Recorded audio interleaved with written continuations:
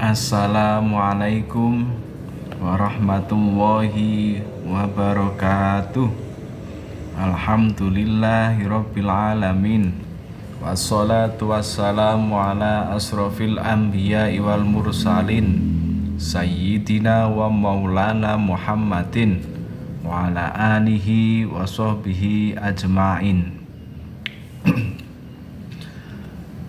Alhamdulillah, puji syukur kehadirat Allah Subhanahu wa Ta'ala, yang mana pada kesempatan kali ini kita masih dipertemukan di channel yang sama, yaitu channel Ngaji Tasawuf Bahagia Rahmatan lil Alamin.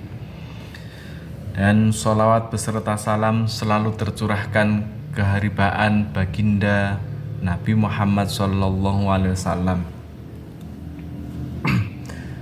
Para pemirsa pendengar yang bahagia dan seluruh ikhwan fillah yang saya hormati, kajian kali ini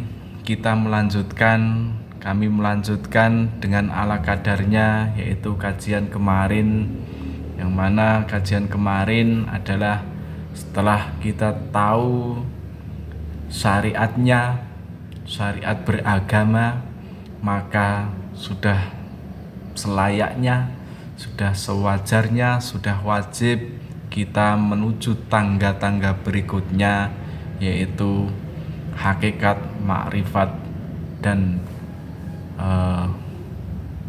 laku tasawufnya. Baik, kali ini kami di dalam sekolah Tarekat Naqsabandiyah Khalidiyah Nusantara memberikan hormat takdim yang setinggi-tingginya pada ulama billah dan juga para pemangku tokoh agama yang dirahmati Allah Subhanahu wa Ta'ala. Mencoba kita mengkaji antara sholat syariat dan bagaimana yang sholat hakikat atau sholat yang bertarikat, yaitu adapun mengenai sholat telah jelas, telah ditegaskan oleh ayat, yaitu di dalam, kalau nggak salah itu dalam Al-Quran surat Al-Baqarah, hafidhu alas sholawati was sholatil wusta. Dalam arti terjemahan bahasa Indonesianya, kalau nggak salah kita disuruh untuk memelihara sholat-sholat, yaitu peliharalah sholat-sholatmu dan peliharalah sholat yang wusta. Nah, bagaimana ada sholat kok antara sholawat dan sholatil wusta? Yang dimaksud dari sholat syariat yaitu sholat yang rukunnya melibatkan seluruh gerakan tubuh, baik mulai dari niat takbiratul ihram,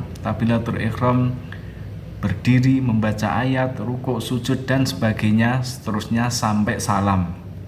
Itu adalah sholat yang syariat dan harus memenuhi syarat-syaratnya sholat syariat tersebut.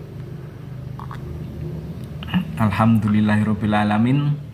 Dari kecil fa insyaallah kita selalu dididik oleh ustadz-ustadz kita, kiai-kiai kita, baik di kampung maupun di pesantren, untuk selalu menjaga sholat 5 waktu, yaitu menjaga sholat kita, sholatmu. Sementara apakah yang dimaksud sholatil wusta? Sementara yang dimaksud di sini adalah sholatnya orang hakikat, orang yang bertarikat. Tetapi mohon maaf, orang yang bertarikat itu tidak mungkin melepaskan sholat yang syariat. Gitulah. Sholatnya orang bertarikat ini, selain kita mengamalkan sholat-sholat yang bersyariat, tentunya hakikatnya kita dituntut untuk mensolatkan hati yang dilakukan bukan hanya 5 waktu, akan tetapi secara berkelanjutan, every day, every time, dan tiada henti, sebagaimana yang diisyaratkan di atas, di dalam ayat di atas, yaitu sholat wusta. Sholat wusta artinya adalah sholat yang di tengah-tengah. Maksud dalam sholat wusta itu bagaimana? Yaitu adalah sholatnya hati, karena hati itu diciptakan oleh Allah Subhanahu wa Ta'ala itu di tengah-tengah jasad, yaitu antara kanan dan kiri, antara atas dan bawah, serta menjelaskan bagaimana hati itu, menjelaskan bagaimana bahagia dan derita itu letaknya ada di tengah-tengah. Dalam hadis Nabi yang diriwayatkan Bukhari dan Muslim, sesungguhnya hati manusia itu berada di antara 2 jari, kata Nabi di sini. Hati manusia itu berada di 2 jari dari jari-jari Allah. Allah itu membolak-balikkannya sesuai kehendak di antara baik dan buruk, maksudnya atau hakikatnya begitu. Maksud dari 2 jari Allah Subhanahu wa Ta'ala itu yang maha yang maha qahar lah, yang maha memaksa atau yang berkehendak, dan maha lemah lembut, yang maha latif. Karena Allah Subhanahu wa Ta'ala itu maha suci dari penyerupaan memiliki jari-jari layaknya manusia, itu bukan. Kalau padahal di sini adalah di dalam hadis riwayat Muslim, sesungguhnya hati manusia itu berada di antara 2 jari-jari Allah. Bukan berarti Allah itu memiliki 2 jari seperti manusia, bukan. Akan tetapi kehendaknya Allah itu yang memaksa dan maha lemah lembut, begitulah.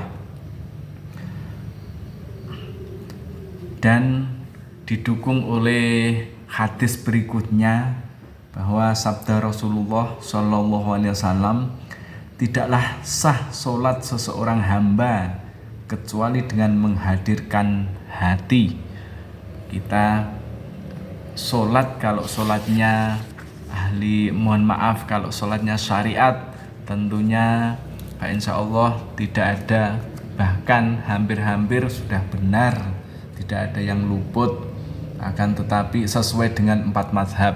Akan tetapi sholatnya orang yang berhakikat inilah yang sulit, karena selalu menjaga sholatnya dari waktu ke waktu, yang tentunya harus dengan melalui guru pembimbing kerohaniahan, yaitu yang disolatkan adalah solatnya ruh, bukan hanya solat jasmaniyah atau solat bangkai, tetapi solatnya ini adalah solat yang disertakan ruh di setiap saat.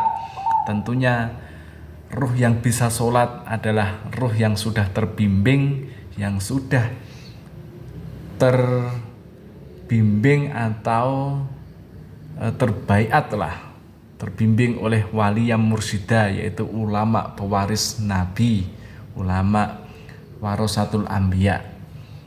Maka sudah sepantasnya, sudah seyogyanya bagi ikhwan filah untuk mengambil langkah-langkah atau mengambil sekolah bertarekat untuk mencapai ridha Allah Subhanahu wa Ta'ala yang hakiki, yang dimana di dalam syairnya Mbah Gus Dur, nanti kalau kita pulang yang sesungguhnya itu dan gadang Allah swarga manggone, yaitu menyandang predikat ya ayyatuhan nafsul mutmainnah irji ila rabbiki radiyatan mardiyah fadkhuli fi ibadi fadkhuli jannati. Siapakah orang yang bisa menyandang predikat ayat tersebut? Tentunya sulit, bukan main. karena meniti Shiratal Mustaqim itu bagaikan sulitnya, itu bagaikan rambut yang dibelah 7.